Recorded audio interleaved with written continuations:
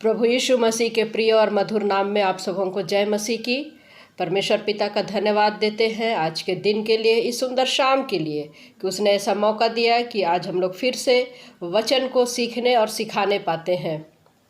मेरे प्रिय विश्वासी भाई बहनों, इन दिनों में हम देख रहे हैं कि हमारे पूरे देश में और विश्व में भी, विदेशों में भी एक समय जो गुजर रहा है, पैशन वीक का समय, खजूर रविवार से लेकर के ईस्टर का रविवार, जो कि मसीही जगत में या मसीही जीवन में बहुत ही महत्वपूर्ण बातें हैं। बहुत ही महत्वपूर्ण बात है, ये ऐतिहासिक घटना है। यदि उस समय की यदि कोई आंकड़ा होती या फिर रिकॉर्ड रहता तो ये सारी बातें जो है रिकॉर्ड में रहती। तो हम इन दिनों में हम देखेंगे कि कैसे मसीही जगत में प्रभु यीशु मसीह के यरूशलेम में प्रवेश करने का और ईस्टर के दिन तक का जो घटनाएं हैं, सभी जगह पर विश्वासी लोग बहुत ही गंभीरता के साथ में इस दिन को मना रहे हैं।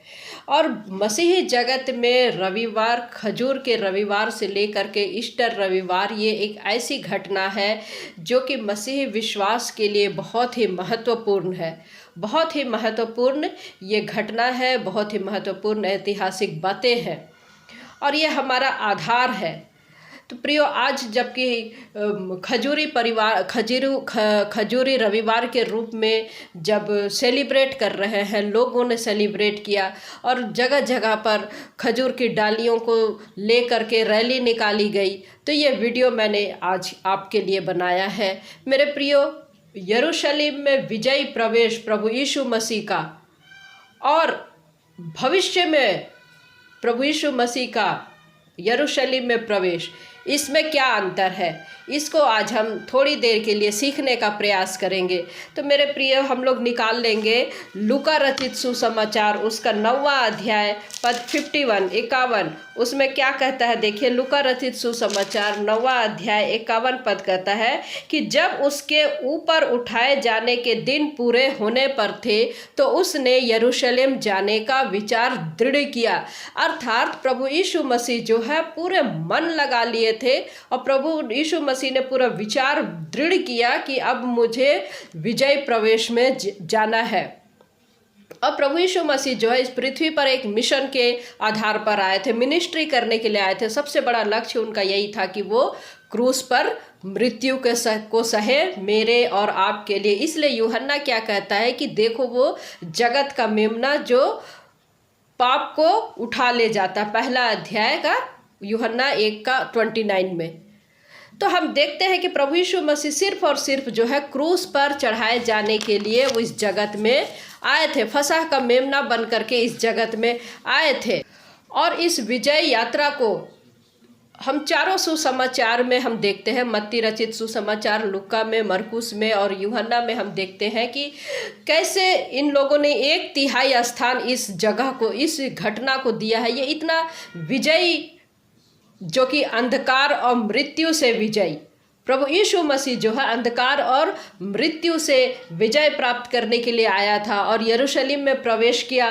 तब जयवंत होने के लिए उसने प्रवेश किया, पूरे दृढ़ निश्चय के साथ में वो प्रवेश किया। देखिए, प्रकाशित वाक्य की पुस्तक 5वां अध्याय, उसका 5 पद क्या कहता है। प्रकाशित वाक्य 5:5 क्या कहता है। देखिए, पर इस पर उन प्राचीनों में से एक ने मुझसे कहा, मत रो, देख, यहूदा के गोत्र का वह सिंह जो दाऊद का मूल है, उस पुस्तक को खोलने और उसकी 7 मुहरें तोड़ने के लिए जयवंत हुआ है। कोई भी उस मुहर को तोड़ने के लायक नहीं था। यहाँ यूहन्ना को कह रहा है, वचन कह रहा है कि कोई भी जयवंत होने के लायक नहीं थे। उस पुस्तक में क्या है, ना तो उस पुस्तक को कोई खोलने के लायक था और ना ही उस पुस्तक को कोई मुहर को तोड़ने लायक था। पद हमको दूसरे पद में मिलता है, 5:2 में।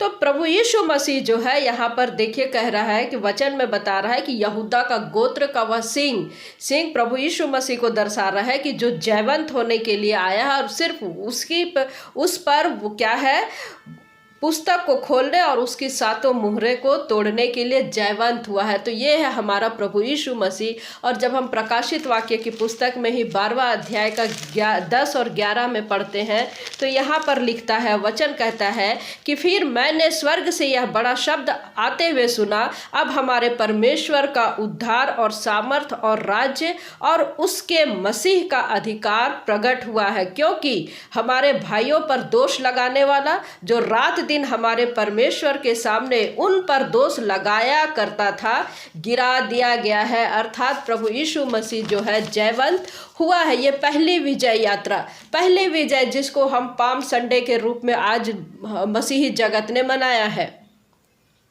प्रभु यीशु मसीह जो है मृत्यु पर जयवंत होने के लिए यरूशलेम में प्रवेश किए, लेकिन उसका दूसरा यरूशलेम यात्रा बाकी है, दूसरा यरूशलेम प्रवेश बाकी है, दूसरा यरूशलेम प्रवेश बाकी है, जिस पर हर एक विश्वासियों को बाट जोहना बहुत ही आवश्यक है, बहुत ही आवश्यक है। पहला जो कि हम देखते हैं यरूशलेम प्रवेश, और दूसरा यरूशलेम प्रवेश जो होने वाला है, उसमें क्या अंतर है, उसमें क्या अंतर है मेरे प्रियो।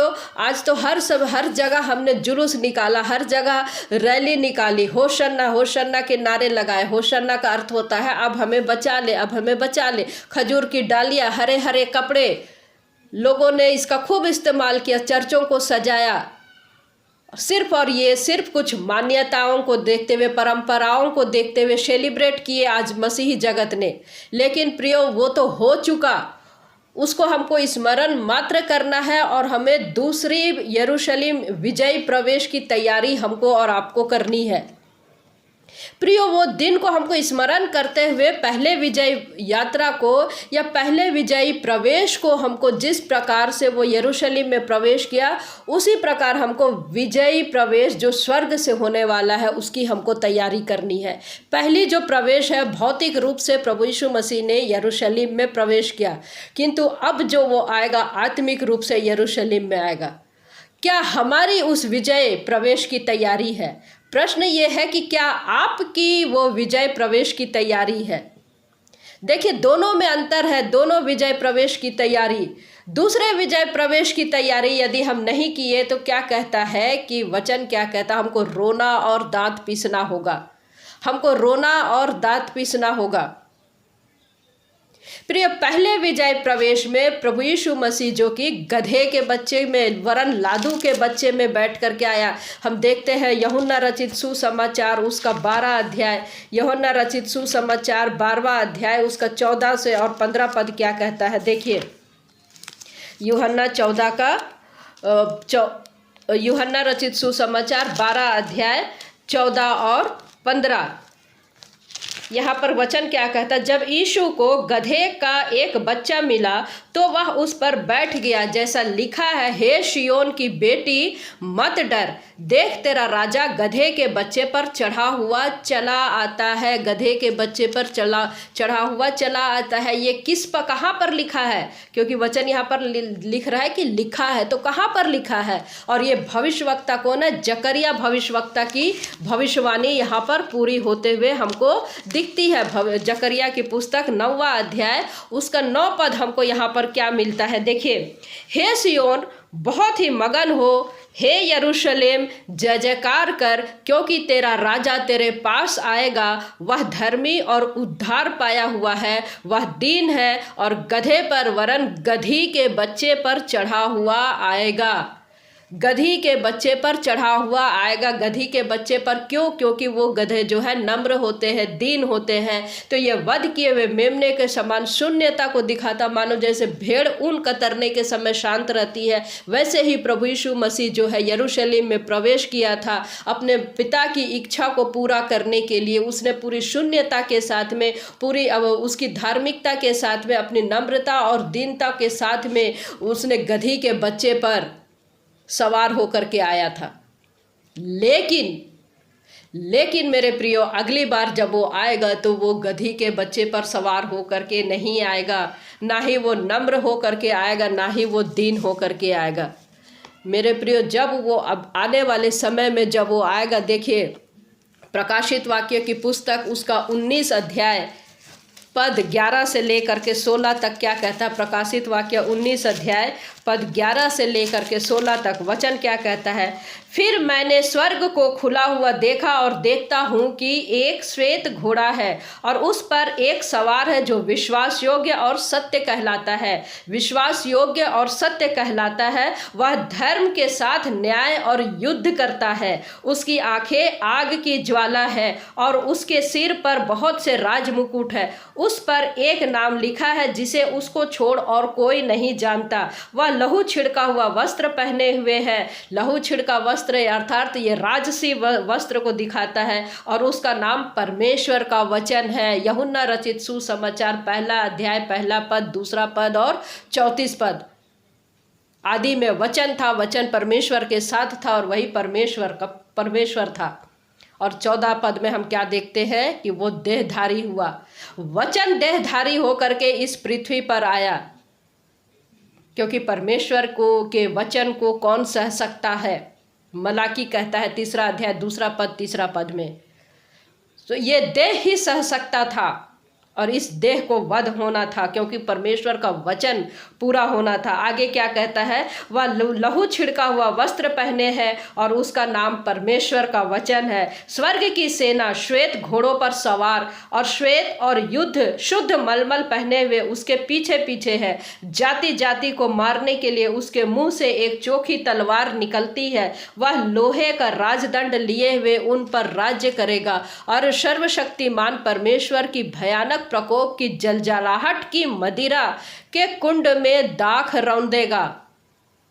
उसके वस्त्र और जांघ पर यह लिखा है, राजाओं का राजा और प्रभुओं का प्रभु। ये है प्रभु यीशु मसीह की दूसरी यात्रा। जब वो आएगा तब वो श्वेत घोड़े पर सवार होकर के, अभी इस समय में जब हमने स्मरण किया गधे के बच्चे पर, लादू के बच्चे पर, जब वो नम्र और दीन है, जब वो दूसरी बार आएगा तो वो नम्र और दीन नहीं है। वो श्वेत घोड़े पर आ रहा है जिसकी आंखें आग की ज्वाला के समान है, आग की ज्वाला के समान है। और जो उसके उद्धार के वस्त्र को नहीं पहना, अर्थात जिसने उसको ग्रहण नहीं किया, जिसने अंगीकार नहीं किया। यशाया नबी की पुस्तक कहता है, यशाया 61 का 10 में कहता है कि उसने मुझे उद्धार का वस्त्र पहनाया। तो जो उसको अपने लिए उद्धारकर्ता के रूप में ग्रहण नहीं किया और जिसने उद्धारकर्ता के वस्त्र को नहीं पहना, अर्थात प्रभु यीशु मसीह को नहीं पहना, क्या कहता, उसकी जलजलाहट की मदिरा की कुंड में दाख रौंदेगा, अर्थात वो न्याय करेगा, वो नष्ट करेगा। मेरे प्रियो, पहली विजय यात्रा में हमने बहुत अच्छे से आज सभी मसीही जगत के विश्वासी भाई बहनों ने सेलिब्रेट किए, परंतु दूसरी विजय यात्रा को आपको स्मरण रखना है। दूसरी विजय प्रवेश को हमको स्मरण रखना है। उसकी आंखें कैसी है, आग के ज्वाला के समान है। हमको उससे डरना है, हमको उससे डरना है। इस वक्त में जब वो दोबारा आएगा, वो क्रूस की मृत्यु के लिए नहीं आएगा, वो मेरे प्रियो न्याय के लिए आएगा। सफ़ेद घोड़े पर सवार होके आएगा। इसलिए इब्रानियों की पुस्तक उसका 9वां अध्याय 28 पद में लिखता, जबकि पहली बार वो आया तो उसने क्या कहा कि मैं दंड देने नहीं आया हूँ, मैं दंड देने के लिए नहीं आया हूँ, पर लोग मुझ पर विश्वास करें और उद्धार प्राप्त करें। मेरे प्रियो, अब हमको विश्वास के साथ में अपने आप को बचाना है, प्रभु यीशु मसीह को अपना उद्धारकर्ता के रूप में ग्रहण करने के लिए ग्रहण करके हमको अपने आप को बचाना है। लेकिन जब वो आएगा श्वेत घोड़े पर सवार होकर के आएगा। देखिए, प्रकाशित वाक्य की पुस्तक 1 अध्याय के 12 से लेकर के 16 पद में वचन हमको कितना स्पष्ट बता रहा है। प्रकाशित वाक्य 1 अध्याय 12 से लेकर के 16 पद तक हम देखते हैं। इसमें वचन हमको कहता है कि तब मैंने उसे जो मुझसे बोल रहा था देखने के लिए अपना मुंह फेरा और पीछे घूमकर मैंने सोने की 7 दीवटें देखी और उन दीवटों के बीच में मनुष्य के पुत्र सदृश एक पुरुष को देखा जो पांव तक का वस्त्र पहने और छाती पर सोने का पटुका बांधे हुए था। प्रभु यीशु मसीह के लिए कहा जा रहा है। उसके सिर और बाल श्वेत ऊन वरन पाले के समान उज्जवल थे और उसकी आंखें आग की ज्वाला के समान थी, उसके पांव पीतल के समान थे जो मानो भट्ठी में तपाया गया हो, और उसका शब्द बहुत जल के शब्द के समान था। वह अपने दाहिने हाथ में 7 तारे लिए हुए था और उसके मुख से तेज 2 धारी तलवार निकलती थी और उसका मुंह ऐसा प्रज्वलित था जैसे सूर्य कड़ी धूप के समय चमकता है। सूर्य कड़ी धूप के समय चमकता है। तो इस समय में वो पूरे पावर के साथ में आएगा, धधकती हुई आग के साथ में आएगा, अपने दूतों के साथ में आएगा। और जिसकी तैयारी नहीं है मेरे प्रियो, जिसकी तैयारी नहीं है, यदि रैप्चर में हम छूट गए, हमको रोना और दांत पीसना होगा। तो हमको सिर्फ पुरानी घटना को याद नहीं करना, हमको आने वाले विजय प्रवेश को भी हमको ध्यान में रखना, विजय दिन को हमको याद रखना है, हमको इसको भूलना नहीं है। अभी तो हमने बहुत अच्छे से स्वागत किया, बहुत अच्छे से हमने स्वागत किया, लेकिन दूसरे आगमन में हम यदि तैयारी नहीं किए तो हमको छाती पीटना होगा, रोना होगा, हाय हमसे ये क्या हो गया। वचन हमसे कह रहा है यदि हमने तैयारी नहीं किया तो। जैसे हमको वस्त्र पहनने की बात करता है, विवाह के भोज में जो वस्त्र नहीं पहने थे, प्रभु इतने सारे लोगों के बीच में एक व्यक्ति के ऊपर में नजर गया मालिक का कि उसने वस्त्र नहीं पहना। और हम यदि प्रभु यीशु मसीह उद्धार करते के वस्त्र को यदि हमने नहीं पहना, हमको रोना और दांत पीसना होगा। मेरे प्रिय विश्वासी भाई बहनों, हमको उसकी तैयारी करना है, आने वाले दिनों के लिए तैयारी करना है। सेकेंड जो कमिंग है, विजय प्रवेश होगा, हमको उस समय में खजूर की डाली काम नहीं आएगा, उस समय में ये हरापन काम नहीं आएगा, ये हरापन काम नहीं आएगा।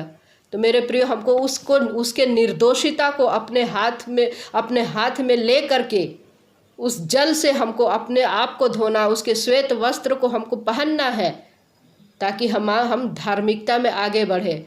हमको उसके हमारे आँखों में उसके सुरमा को लगाना है, अपने तपे हुए सोने के हिसाब से मुझ में वो प्रबल हो। और हमको वो क्या कहता है, ये है मेरा चुना हुआ अंजीर, ये है मेरा चुना हुआ टोकरा, इसमें रखूँगा और इसको ले जाऊँगा, और जो सड़े गले अंजीर है वे रह जाएंगे। यहेजकेल के अंजीर की भविष्यवाणी, यहेजकेल की अंजीर की भविष्यवाणी को याद कीजिए, कहीं हम छाती पीटते ना रह जाए, कहीं हम छाती पीटते ना रह जाए। इसलिए सेलिब्रेट आपने किया, बहुत अच्छी बात है, लेकिन हमको दूसरी आगमन की भी तैयारी करना है। पहले विजय प्रवेश को भी लोग नहीं समझ पाए, और ऐसा ना हो कि हम दूसरे विजय प्रवेश को भी हम समझ ना पाए। उस समय में लोगों ने कहा यीशु मसीह को क्रूस पर चढ़ाओ, बरअब्बा को छोड़ दो। आज भी हम देखते हैं दूसरा यीशु, दूसरा समाचार, दूसरा सुसमाचार, गलत शिक्षाएं लोग पकड़ के बैठे हैं। जंगली बीज ने अपना कार्य करना शुरू कर दिया है, क्योंकि प्रभु यीशु मसीह क्या कहते हैं, उसने अंजीर के पेड़ में देखा और फल की आशा किया, किंतु फल उसको नहीं मिला, सिर्फ हरे पत्ते और हरे पत्ते मिले। हरे पत्ते क्यों मिले? अंजीर के पेड़ की ये क्वालिटी है कि पहले फल आता है और बाद में पत्ती आता है, और जब पत्ती को दिख रहा है, पत्ते हरे पत्ते दिख रहे हैं, इसका मतलब उसमें फल होगा। और प्रभु यीशु मसीह ने जब फल को देखना चाहा, खोजना चाहा, वहाँ पाने की आशा रखी, क्या जाने मुझे वहाँ फल मिल जाए, और प्रभु यीशु मसीह को नहीं मिला और उसने श्राप दे दिया। हम उत्पत्ति की पुस्तक में देखते हैं कि जब आदम और हवा ने पाप किया था और अपने आप को छुपाने के लिए उन्होंने अंजीर के पत्ते का वस्त्र पहन लिया और छुप गए। इसका अर्थ क्या होता है कि प्रभु तू मुझे दूर से देख, और अभी भी कुछ बिगड़ा नहीं है, हमारी धार्मिकता वैसी है जैसे तू हमको देखता आया है, तू जैसे हमको देखना चाहता है। प्रभु ने क्या कहा, इसको उतारो, मैं तुम्हारे लिए चमड़े का वस्त्र बनाता हूँ। और उसने उसी समय अंगरखा उनको दिया और वे उन लोगों की नग्नता को ढाका। आज प्रभु परमेश्वर ने अपने बेटे को हमारे जीवन में दे करके हमारी नग्नता को उसने ढाँप दिया है, हमारे पाप को ढाँप दिया है, कि हम प्रभु यीशु मसीह में होते हुए हम परमेश्वर के पास पहुंच जाए और धार्मिकता को प्राप्त करें।